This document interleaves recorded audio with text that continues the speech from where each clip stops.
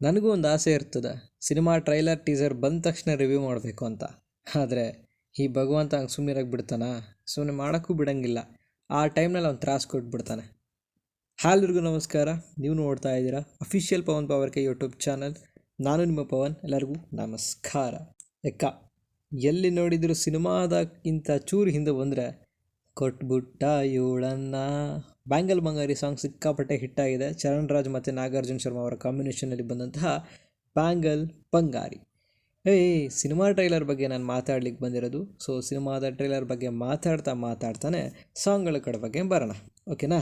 So ಬನ್ನಿ ಈ trailer ರಿವ್ಯೂನ ಶುರು ಮಾಡೋಣ. ನೋಡಿ, ಯಕ್ಕ ಸಿನಿಮಾ. ಸೊ ಯುವರಾಜ್ ಕುಮಾರ್ ಅವರ 2ನೇ ಸಿನಿಮಾ, ಬಟ್ ಇದು ಮೋಸ್ಟ್ ಎಕ್ಸ್ಪೆಕ್ಟೆಡ್ ಸಿನಿಮಾ ಯಕ್ಕ. ಸಿನಿಮಾದ ಟ್ರೈಲರ್ ಶುರುವಾಗ್ತಿದ್ದಂಗೆ ಈ ಸಿನಿಮಾ ಯಾವುದು ಅಂತ ನಮಗೆ ನೆನಪಿಗೆ ಬಂದ್ಬಿಡತ್ತೆ. So power star Puneeth Rajkumar ಅಭಿನಯದ ಜಾಕಿ ಸಿನಿಮಾ ಒಂದು ಸೆಕೆಂಡ್ ನೆನಪಾಗತ್ತೆ. ಆ ಅಮ್ಮ ಮಗನ ಮಾತುಕತೆ, ಆ ಒಂದಿಷ್ಟು ಜಗಳ, ಸೊ ಇದನ್ನೆಲ್ಲ ನೋಡಿದಾಗ ನಮಗೆ ಜಾಕಿ ಸಿನಿಮಾ ನೆನಪಾಗ್ತಾ ಹೋಗುತ್ತೆ. ಬಟ್ ಈ ಟ್ರೈಲರ್ ಶುರುವಾಗೋದು ಒಂದು ಊರಿನಲ್ಲಿ. ಸೊ ನಮ್ಮ ಊರಿನಲ್ಲಿ ನಾಯಕ ಆರಾಮಾಗಿರ್ತಾನೆ, ಬಟ್ ಅವನಿಗೆ ಬೇಕಾಗಿರೋದು ನೆಮ್ಮದಿ ನಿದ್ದೆ. ಬಟ್ ಅಂಥ ಟೈಮ್ನಲ್ಲಿ ಭಗವಂತ ಸುಮ್ಮನೆ ಬಿಡ್ತಾನ. ಸೊ ಹಾಗಂತ ಹೇಳಿ ಅವರು ಮತ್ತೊಮ್ಮೆ ಜೀವನ ಕಟ್ಕೋಬೇಕು ಅಂತ ಹೇಳಿ